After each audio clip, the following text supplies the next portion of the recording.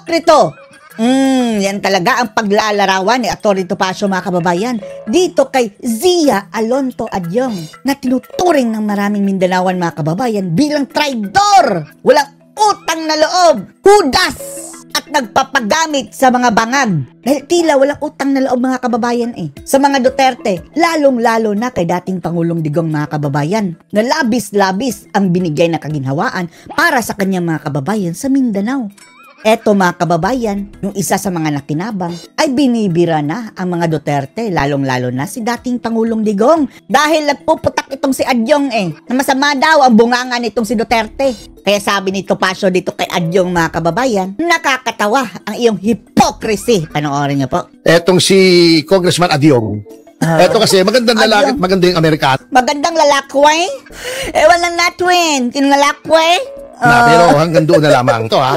Eto, natatawa ko rito sa hypocrisy ng taong ito, no? Hipokrito. Kita mo naman ang sinasabi niya. Sabi niya, hindi daw dapat nino-normalize ang mga jokes na katulad na yung Duterte. Bakit nananalo pa yung mga ganyang mga gunggong, mga kababayan, ano? Taga saan ba yan si Adyong? Tagalanaw? O Tagalanaw? Ibaboto nyo pa rin ba yan? Yung mga ganyang mga ugali, mga kababayan? Lalong-lalo na kung paano niya traidorin ang mga Duterte na mahal ng taga Mindanao, mga kababayan. Hindi lang taga Mindanao, hindi buong Pilipinas. Pero ang taong ito, si Adyong, maituturing na dakilang traidor, mga kababayan. No matter how you say it, utter it, whether it's a joke or not, you are not allowed to say things. Who are you to tell? Na hindi yan pwedeng sabihin ni dating Pangulong Duterte. Ano ka ba?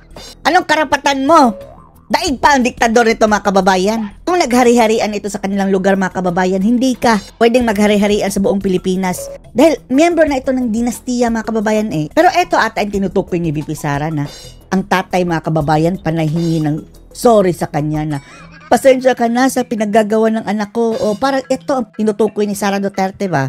Dahil politician din ang tatay niyan. Panay hingi daw ng patawad, mga kababayan. Ewan na natin kung siya ba. Kaya ang lakas ng loob, mga kababayan, birahin ang mga Duterte dahil dynasty na sila sa kanilang lugar. Malamang pera-pera lang ang labanan dahil siguradong mabibiyayaan ito ng todo-todo sa ginagawa nitong pang-aatake sa mga Duterte, mga kababayan. About killing other people. No? As if naman, no, sa kanilang lugar, mga kababayan, walang killing.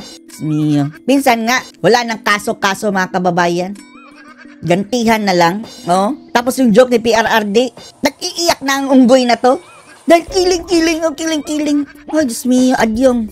Kayo hindi dapat nino-normalize dahil hindi kayo normal. Hindi normal yung pinaggagawa nyo.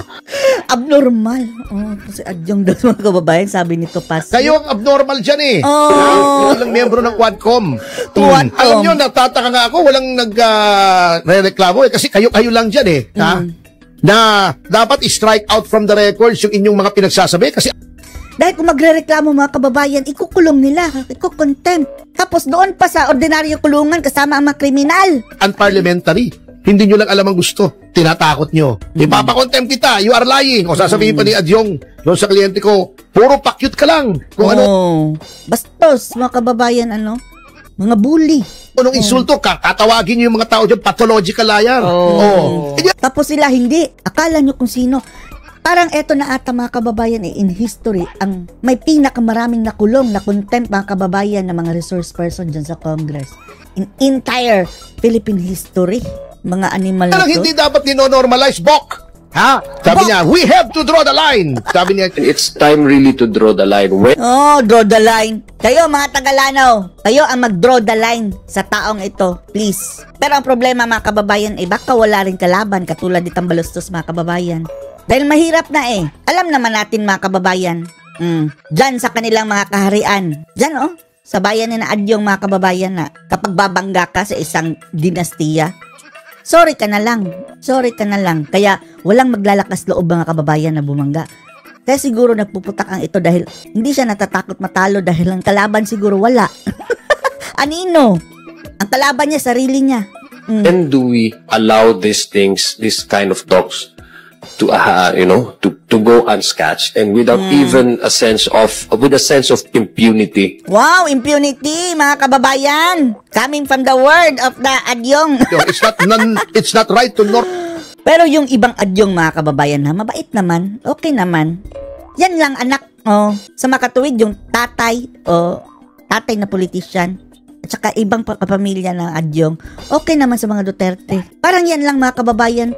Nahawa na ata sa mga katambalustusan ng mga tao dyan sa Kongreso. Normalize this and we just allow public officials, former or incumbent, to go around and throw all these threats arbitrarily. May gana kang Wow, arbitrarily? Bakit? Saan ba yung ni-Uter ni PRRD na bangbangin yung 15 daw mga kababayan na mga senator? Andun ba yun sa hearing sa Kongreso? Outside na yun ungas. criticize kay Duterte. Anak ng teteng ka naman, buhay ka, Adyong. Grabe, ha? At hindi lang yan mga kababayan, halata masyado na under the Bangag administration, lahat ng kanilang kalaban ginigipit mga kababayan. Tingnan nyo ito, sabi ni Kapasyo. Mukhang yung mga kalaban ng kasulukuyang administrasyon ay ginigipit. Number 1 na si VP Sara Duterte, si PRRD. At yung mga pinadisqualify nila mga kababayan na mga kandidato ng PDP Laban, mga sumuporta sa mga Duterte. At si Harry Roque, tingnan nyo mga kababayan. Lumayas na lang ang mama, kawawa naman. Napatahimik nila mga kababayan. At saka yung laban kasama ang bayan. Araw-araw tayo nanonood sa programang iyon mga kababayan. Yung umpisa ng hinaras sila si Eric. Nagurgur ang kanilang programa mga kababayan. Wala na tayong pinapanood araw-araw at tuwang-tuwa ang mga NPA dahil natigil mga kababayan ang mga expose ni Eric. By the way, panaw sambayanan. At tulad nung dati, hindi naman ako magtataka sapagkat nakita naman natin ang panggigipit kay VP Sara. Kay correct. Congressman Arnie Teves.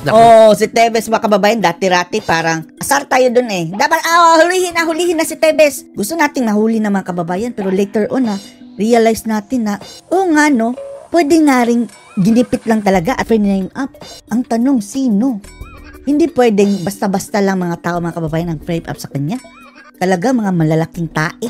Ano? Can you imagine? Yung mga... Eto, natatawa ako, Jubes, Yung mga... At mukhang may alam si Teves mga kababayan tungkol sa pagpupulbo-pulbo ni BBM. Meron siya mga expose dati mga kababayan tungkol doon sa swimming pool. Yung kotse doon na dumiretso sa swimming pool. Kaso nga lang mga kababayan, hindi natuloy yung mga expose ni Teves. Si Teves mga kababayan, aminado na yan na Judictus Benedictus dati. Dati. At marami daw siyang alam mga kababayan na mga politicians na Judictus din. CPP, NPA at kanilang mga sympathizers. Hindi tayo nagre-red tagging dito. Ito kumpirmado ito na yung mga Communist Front Organizations. Yung mga... Sila na naghari-harian doon sa Kongreso. Front groups nila. Pati na nga si Renato Babalo andun na sa Kongreso talaga mga kababayan. Nabigyan ng mikropono hindi pa sumayad sa baba mga kababayan yung microphone. Na yung iba po ay nasa Kongreso. Yun ay kaalyado ng gobyerno ngayon. Kaalyado na nila. Samantalang yung mga lehitimong politiko dahil lamang lumalaban sa kanila, ginagawa nilang terorista katulad nitong yung meron daw Teves terrorist group. Saan namang hinugot na puwet etong mga ungas mga kababayan ng Anti-Terrorism Council, andyan na sa harapan nila yung mga legal fronts. Sumusuporta sa mga NPA. Pikit mata mga kababayan. Tapos di ba mayroon pang bali-balita na pwede daw makasuhan si Sara sa paglabag sa anti-terrorism law? Dahil doon sa pagsabi niya na papagurgur niya ng 3 bugok mga kababayan sa Admiral Tambaluslos at Singagba. Si VP Sara pa ngayon ang terorista. Samantalang ang legal funds mga kababayan dyan na sa gobyerno. Hinahayaan lang nila. Anti-Terrorism Council, yung Teves Terrorist Group, hindi naman para doon yung anti-terrorism law ginagamit nila. Ang tawag dyan ay lawfare. Parang warfare. Wini-weaponize nga nila What do you expect? Mga kabangagan ng mga taong iyan. Yung kung totoo man yun, I'm not saying it is, pero even assuming for the sake of argument na totoo yung may kinalaman ang mga Teves sa pagpatay kay Governor Degamo, those are common crimes, political crimes yun. Hindi po yun terrorist acts. Ginamit nila. Bakit nila ginagamit? Kasi may kampangyarihan. Si Sara nga, Mabuti naman mga kababayan at hindi na yun natuloy. Sinisilip nila ang anggulo mga kababayan na terorista si Sara. By the way, ibang topic na yan kay Tebes mga kababayan. Neutral tayo dyan. Wala tayong alam dyan mga kababayan eh. So ano masasabi niyo dito mga kababayan? Lalong-lalo na nung una. Yung traidor ng Mindanao si Adyong na tinawag dito Pasyo na hipokrito. Anong masasabi niyo dito? Post the comments below.